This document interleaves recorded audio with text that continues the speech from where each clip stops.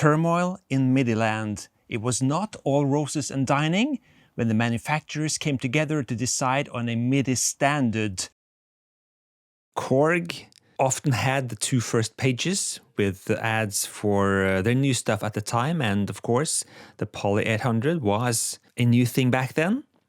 And pay attention to this issue, how manufacturers use or do not use the word MIDI and the word digitally or digital. Korg exclusively distributed by Unicord.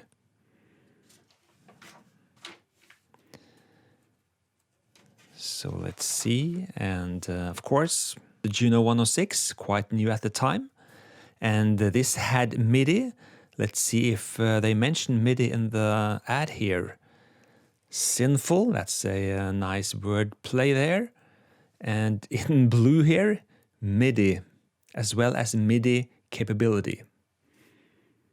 It comes after tape interface capabilities. Roland makes it happen. Okay. And there's Pat Metheny right there with his synclavier setup. And do you look this happy when you compose, arrange, record, or copy music? You would if you owned a synclavier too, Pat Metheny. Well, it helped to be a millionaire as well, of course. And at that time, I assume he was. The inside tracks page early on in each issue of Keyboard Magazine was always interesting from a synth point of view. And speaking of points, the Pointer Sisters, and they go through everything that went on to the new track at the time. Very interesting reading.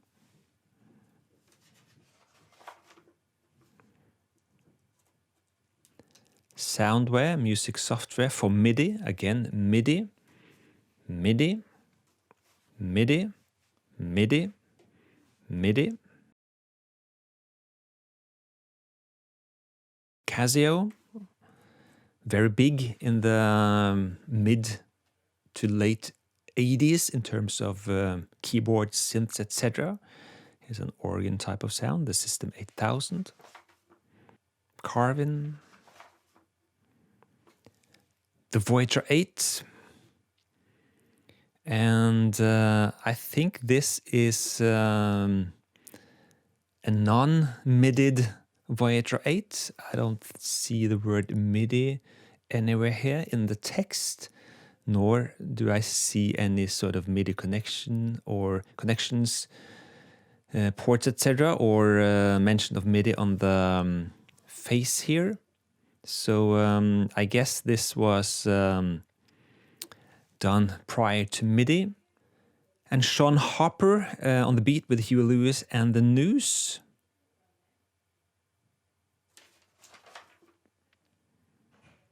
Let's see what he's using here. Sequential Circuits, Prophet T8, the CP80 Electric Grand from Yamaha, the Korg CX3, and a Roland Jupiter 8. So this is prior to Back to the Future, of course, and that The Power of Love. The Polysync, a professional rhythm controller for $595. Never saw this in the flesh, never tried it, never heard much about it. If this is something you used watching this video, please say so in the comment section. I'd love to hear how you used it and what you made of it. And more on Sean Hopper here.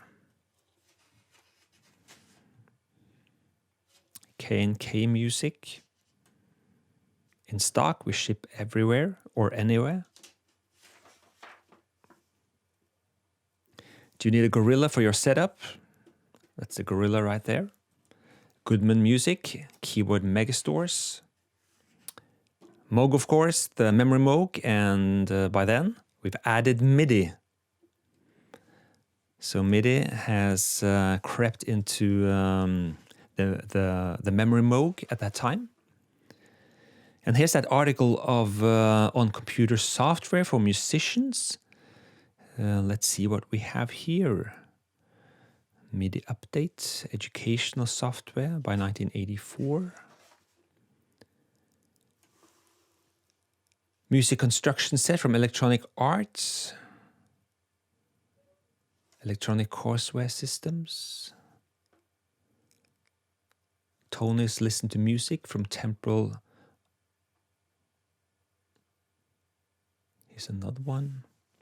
I have to admit that these are very unfamiliar to me, although Electronic Arts has been going on for a long time. And this is obviously prior to MIDI in many ways, because soon other software sequencer programs would emerge, like the Pro 16 for the Commodore 64 from Steinberg, and you had the Atari SD platform coming up with software on it. But again, Passport Design were early on making software with MIDI on it.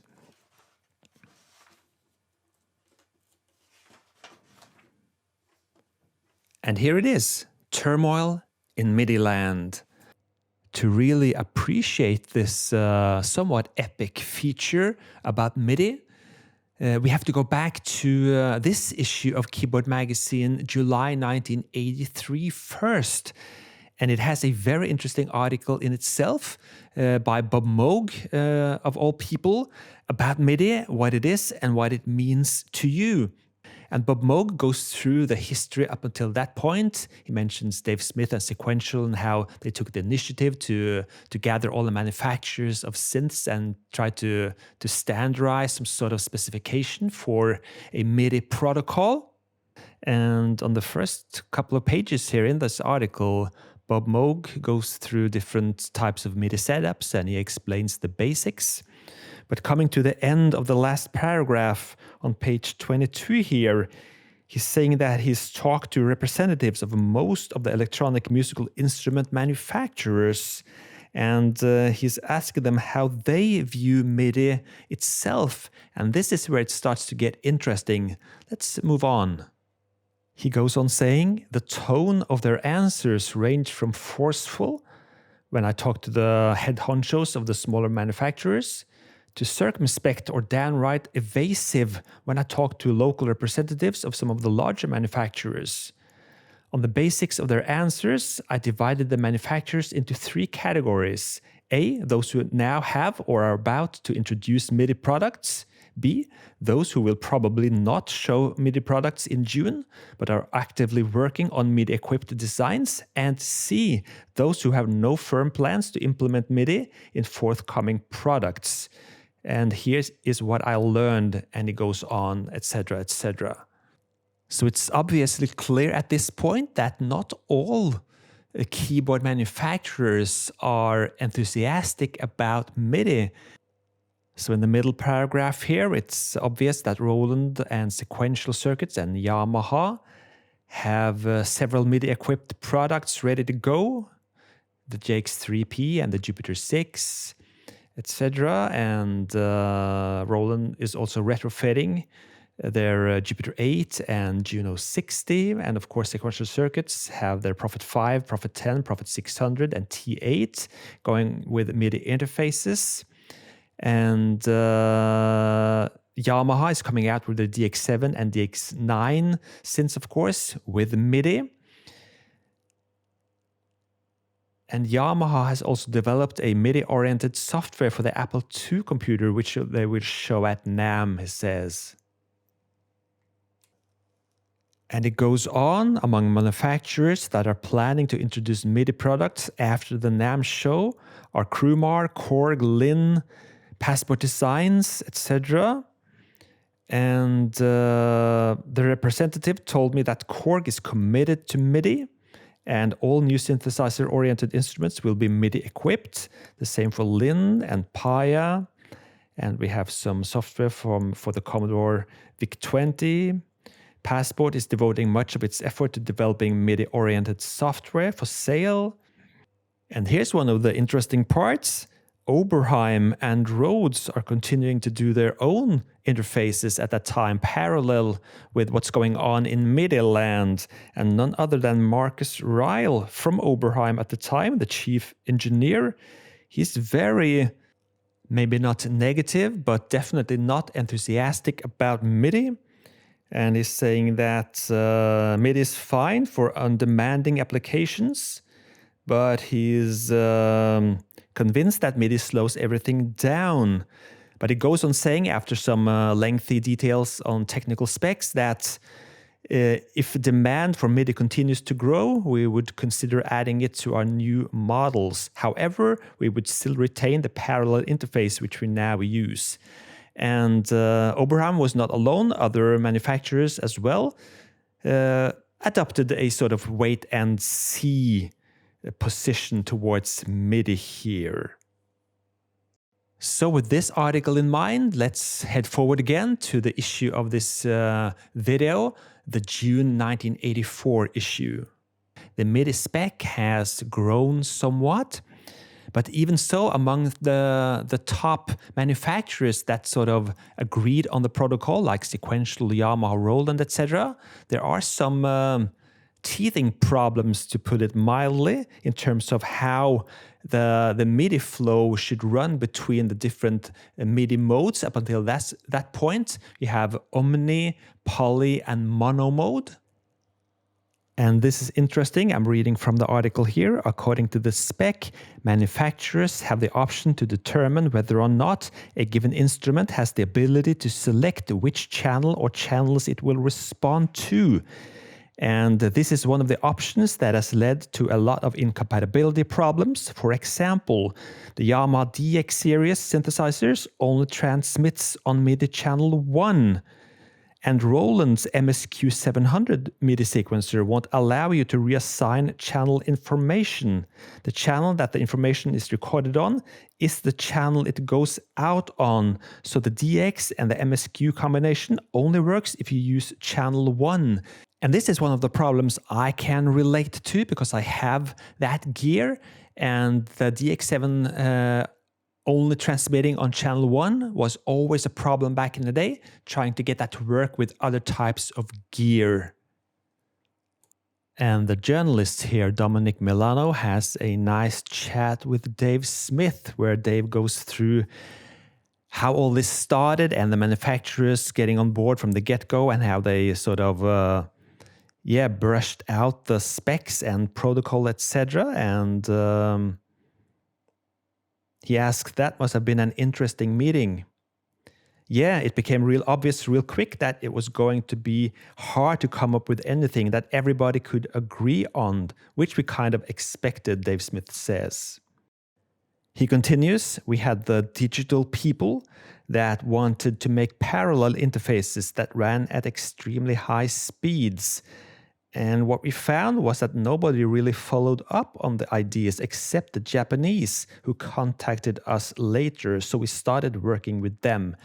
And this is what's happened really. It was only Sequential from the US manufacturers, together with Roland, Yamaha, Kawai, and Korg, that made MIDI happen really.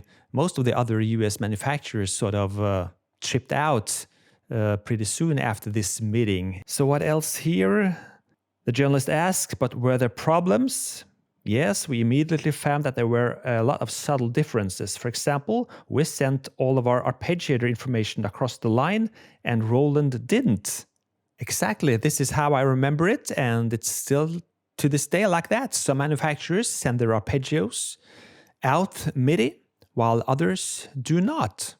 So MIDI was never meant to be a set of rules everybody had to follow, but sort of a guideline, and you could implement whatever you wanted from the MIDI protocol into your own gear. It was up to you. It still is. Some of the technicians at Yamaha misinterpreted the word mono, meaning monophonic, as in single voice, and thereby creating a new MIDI mode, the mono mode, that was and still is one of my favorite MIDI modes and very useful. It came by accident. Very interesting reading. And the Yamaha representative here, Jim Smerdel or Smerdel, don't know the right pronunciation here, but he goes on saying that The reason the DX7 and DX9 only transmits on channel 1 is because there's not any memory left in it to select other channels. The memory was full. And another example, there seem to be some complaints about the interfacing between the sequential Commodore 64 sequencer with Yamaha products. Can you give us any details, the journalist asks? And again, he says that initially Sequential only tested the sequencer with the DX7, which sends key on, key off, and we send the status byte again. So you've got a status byte every time, whether you turn a key on or off. That's perfectly legal under the MIDI protocol. However, what we did on the DX9 was this. We didn't have a lot of room in memory, so we decided that you don't need to send the status byte again. And so, since Sequential didn't test the sequencer against the DX7 and DX9, you got problems. You can only imagine all the phone calls from customers to their music stores, etc. back in the day, trying to get to grips with the fact that things didn't work out as they planned in MIDI, and why you couldn't get polyphonic aftertouch on your DX7 when you had that polyphonic aftertouch on the T8, for instance, hooking these up against each other, playing the DX7 from the T8, etc., etc. What a mess. The journalist asks, does Roland have any plans to get together with other manufacturers to iron out problems between instruments? Yes, Yamaha, Sequential, and Roland will be getting together shortly to work out the last of the bugs in their systems. And he goes on talking about some of the implementation on continuous control. He says, how do you know what pitch bend on one instrument is going to do on another instrument? Have you tried pitch bending a Poly 800 connected to a DX9? You get some very interesting intervals happening. From that standpoint, there's a lot of things that needed to be cleaned up. It's usually easy enough to do. This is very interesting. Okay, here comes Tom Oberheim. The journalist asks, or says, you were pegged as being very much anti-MIDI when it was first proposed. Do you still feel that way now that you've started including MIDI on Oberheim instruments? And Tom says, we made some statements early on that gave people the impression that we were anti-MIDI. That was more an opinion of individuals at Oberheim, not the attitude of Oberheim, the company. Interesting. Remember back when Marcus Ryle at Oberheim at the time said that he didn't think MIDI was good enough and they were doing their own parallel interface. Interesting. Tom Oberheim says now that they're into MIDI. So you're not holding out for a better standard anymore? No, I think anybody who doesn't accept MIDI as fact of life is being kind of silly.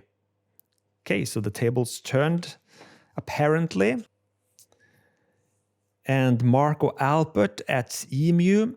EMU held off on MIDI at first, but now we've gone ahead and implemented it. Why? Well, we had some reservations at the start, and in fact still have some reservations. Do you see the spec changing? I think it already has, hasn't it? And of course, the MIDI was evolving at that time as well. So we've included both MIDI and the RS-232 interfaces on the new emulator. Yes, we have MIDI, RS-232, and SIMP-T. We're trying to cover the past, present, and the future. Now that RS-232 is the past. Now we tend to feel SIMP-T is the future, but I think there's room for both MIDI and SIMP-T. So that's the position of EMU at the time. Tom Rea from Moog. Moog has started using MIDI, but you've voiced criticism of the MIDI spec in the past. How do you feel about it now? There's really no need to criticize it, he says. It's been ballyhooed to the point where it's a necessity. I'm just sorry to see that we have a standard that we have to evolve out of rather than one we can grow into. First of all, there are some technical problems with MIDI. I'm sure somebody will point out the bandwidth. Will probably be a problem for instruments of the very near future. Well, we're still on MIDI 1.0 in 2024. So that went well. That aged well. That still sounds like you're disappointed with MIDI. I think that is unfortunate that MIDI will truncate some interesting things that could happen with instruments like the Rhodes Chroma. So, some people are still holding on to their own systems or beliefs back then. Can't say I blame them. New tech have always polarized opinion. Octave Electronics, Carmine Bonanno. What is Octave Electronics' position on MIDI now that have implemented it on the Voyager 8? The only thing I don't like about it is I don't know how I can put this. I think because the industry is so small, people inherently get into cocoons. I think that if they talk to each other more rather than try and hide everything, MIDI would be a lot better off than it is. And he's sour about the big ones never talking to him about changes in MIDI specs, etc. The smaller manufacturers are always the last ones to know. And since the MIDI protocol is open source, there's no bulletin board saying what's been changed since last time, etc., etc. So the smaller manufacturers have to find out everything for themselves. This is basically what he's upset about. Let's continue with Octave a little bit more, but you're still using 3-prong XLR connectors for MIDI instead of 5-pin DIN plugs like everyone else. And he goes on saying, the only thing I won't give in on is this stupid 5-pin DIN plug thing. I can't stand it. So again, always some issues around the manufacturing houses. Chris Albano from Passport. They're starting to implement MIDI more and more in their software, etc. Will Alexander, don't know which company he was. Yeah, Fellite. Will MIDI be implemented on the Fellite and to what degree? Yeah, why not? We have a MIDI board which will be out at the end of April, 1st of May. A very interesting article, I have to say. Okay, let's move on with the magazine. The Lindrum, of course, with custom EEPROMs. Psycho, of course, a sequencer module, synthesizer module, main keyboard, computer. They had lots of things going on at the time, Psycho. Don't know anyone that used one though. Got any stories? Please share with us in the comment section. Sequential, of course, drum tracks, MIDI, the 6-track, of course, MIDI. 6-track was extremely advanced for its time for being 1984 in terms of MIDI.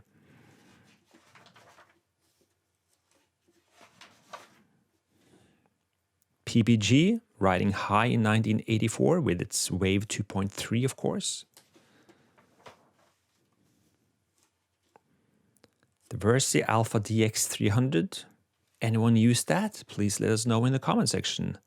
I'm not sure if we've seen this in any of my Keyboard Magazine back issues videos so far. Can't remember. This is something you never saw later in Keyboard Magazine in the 90s, etc. How to build your own, in this case, digital to analog converter. This is... there were other magazines at the time focusing on DIY builds and how to, put together electronics at home to make whatever configuration you wanted. So back then, this was highly interesting. I never built anything from Keyboard Magazine, but I had other magazines I bought at the time, which had small things you could build, and I built some of that actually because I was very into electronics at the time. Did anyone build this? Again, please let us know in the comment section. I'd love to hear about it. This one, talk to a professional about keyboards. So you could just call someone to talk, I guess, and lay it all out for them. And here he is again, Jim Mothersbaugh from the previous article, now setting up the Devo customized digital control system. Very interesting article in itself, and lots of cool things to see here and learn about in terms of MIDI setups and all kinds of things. Very great article. Don't have time to go into that here after that other one, but again, I could scan it if there were interest enough among you. Kurzweil, of course, the 250, K250. I don't think it says anything about MIDI here at all. So again, I guess Kurzweil, which wasn't mentioned in the previous big article about Turmoil in MIDI-land. So I guess they were on the fence, maybe, at this point. About MIDI. Pat Metheny again. He's really everywhere in this issue, again, because of the synclavier, too.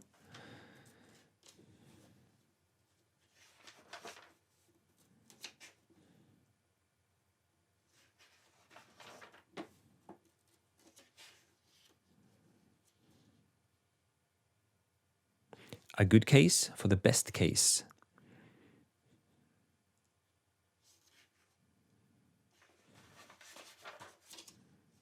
Write for free color brochure. That's nice. You could have it in color as well. MIDI. MIDI now for the future. The International MIDI Association. Your source for up-to-the-minute, accurate information and assistance in this rapidly changing, exciting field. Exactly. And again, as we've seen many times, coming towards the end of each issue, you had smaller articles on different things early on, often about things like, in this case, temperament and tuning on synths, etc., often by Bob Moog. You had some chords or melodic structures and breakdowns of that, often classic tracks or jazz tracks. Organ workshop. Remember again, 1984, organs were still riding high, and they were featured to some degree in Keyboard Magazine even at this point, starting to be phased out, I guess, in terms of interest among keyboard players or synth players, and Keyboard Magazine would turn their attention mostly over at synths or keyboards, and organs were sort of going out the door. Keyboard Basics. These Keyboard Basics featurettes I studied very carefully back then, learned a lot from that. Basic synthesis, of course. Remember, synths were quite new for many people, so how a filter cutoff works in frequencies, things like that, were of much interest to people. Things you take for granted today, everybody knows about, I guess, how a filter cutoff works. But again, synths were quite new among the general public back then.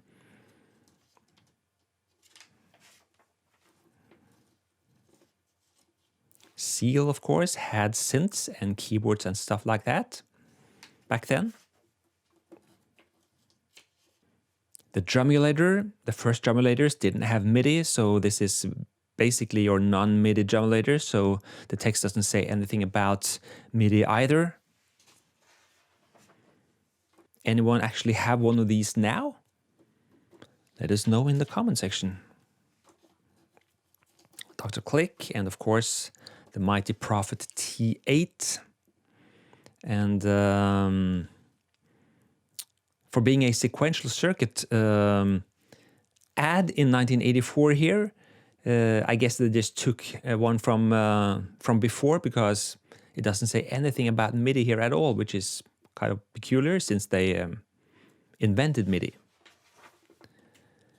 And here's a review of the Seal DK600 and expander. PV mixers. This issue is sort of beat up at the end here.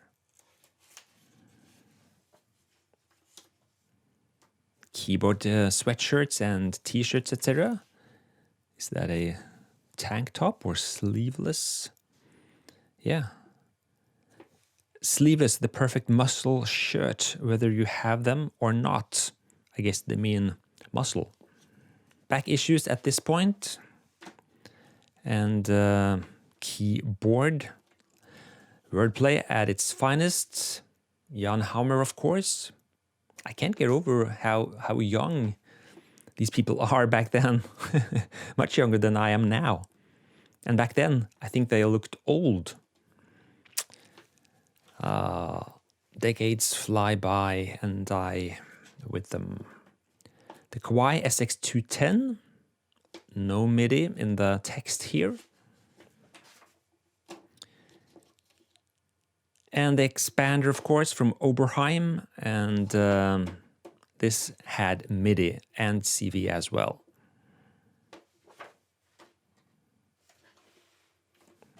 And there we have it. Keyboard Magazine, issue June 1984. Turmoil in MIDI land.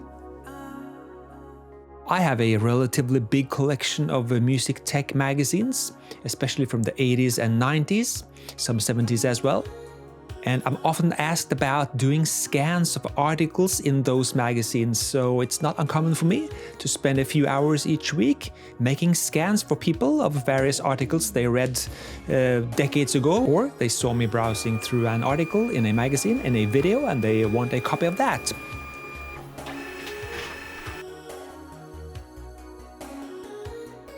So if you're interested in a scan of an article or whatever, send me an email and we'll work something out.